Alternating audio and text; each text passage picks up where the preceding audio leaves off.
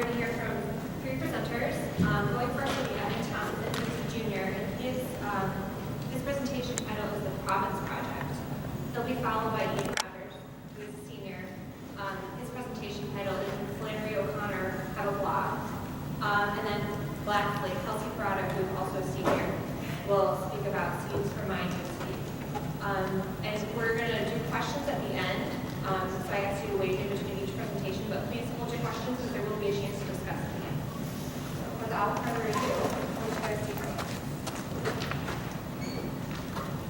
Well, hi everyone.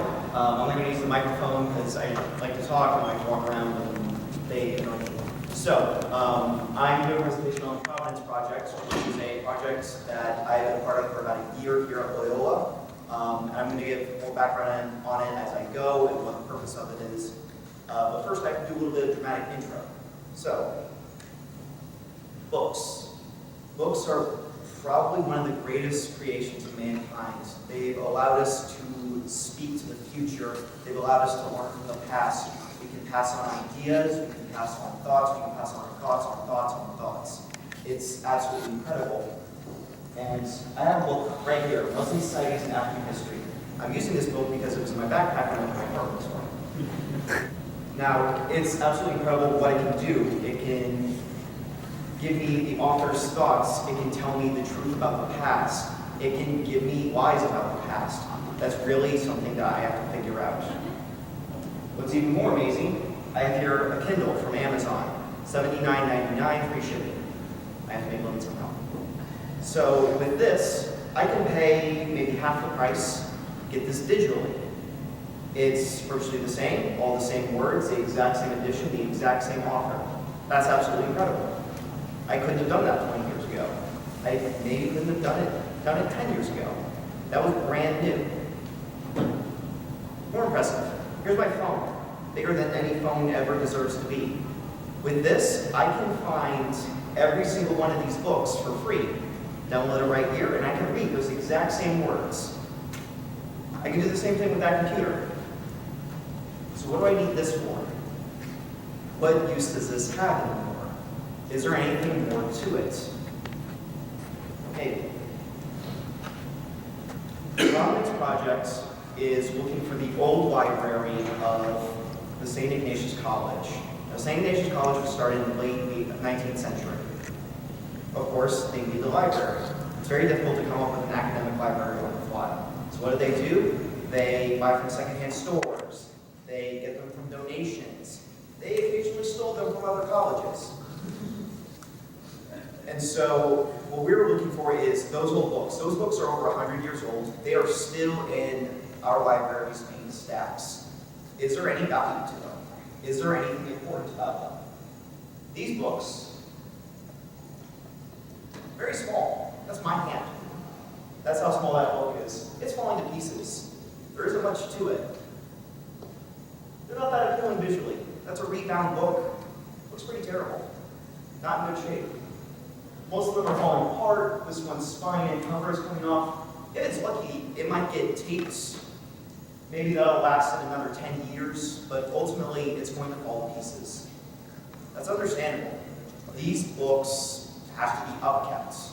If a book isn't being used, why on earth would we pay to have it upkept? Maybe that book costs a penny a day, but if you have 2,000 of those, that's going to cost you about $6,000 a year to take care of them.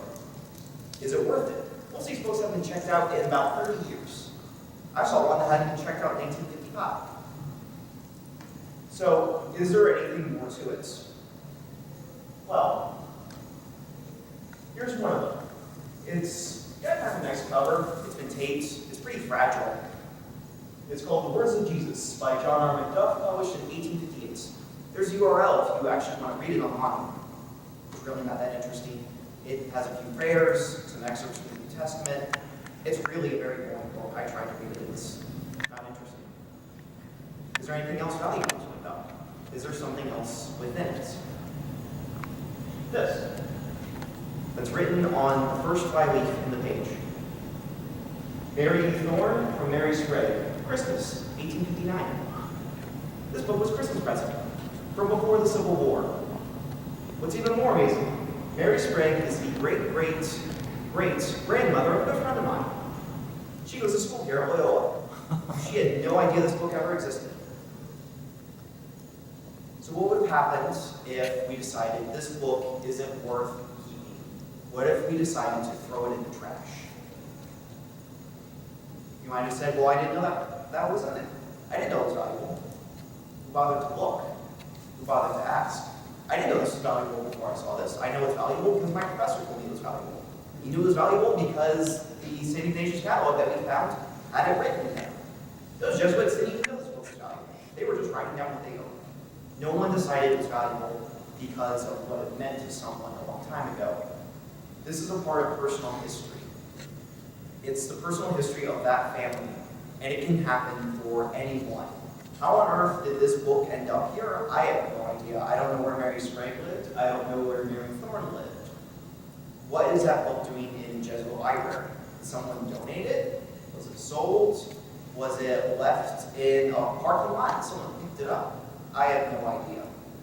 But that story is a part of a person's history, and we were going to throw it away without ever looking. But maybe that's too localized. You might say, well, my family just came over from Europe or from Asia. We don't have that much history that's localized here in the US. Okay, that's fair. So let's look at something a little more broad. There was another book that we had, The History of the Popes, Their Church and State, and especially of their conflicts with Protestantism in the 16th and 17th centuries. It's a heck of a title. By Leopold Marmont, published in 1850. Really boring book, once again. It's about as interesting as a chemistry textbook. I'm a history student. There's a URL if you want to go look at it. Again, not too terribly interesting, but maybe there's something else in there. Basically, the gist of this, it's a little hard to read. Taken from the house of the Reverend James A. Harold, Fairfax County, Virginia, 30th New York, October 5th, 1861.